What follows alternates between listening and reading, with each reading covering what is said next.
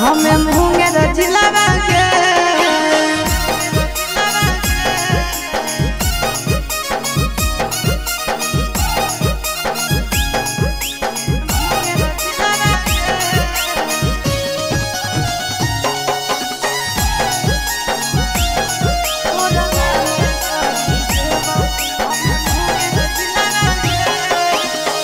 देवौ हम लिख छोड़ी बाबू वाला खेत गे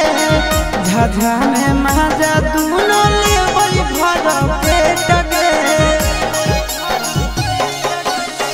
देवौ हम लिख छोड़ी बाबू वाला खेत गे झाझा में माजा दूनो लेवई भर पेट गे कुछ के ना कमी होवे देवौ सिलवा कुछ के ना कमी होवे देवो सिलवा के तोर नाम करी देवो से खपूरा जिलवा के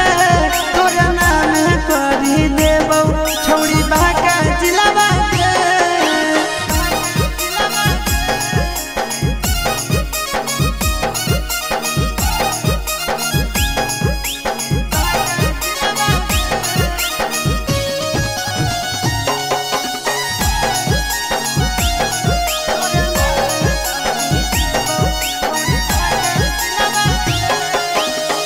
नंदन आशीष के तू बतिया लेना मान गे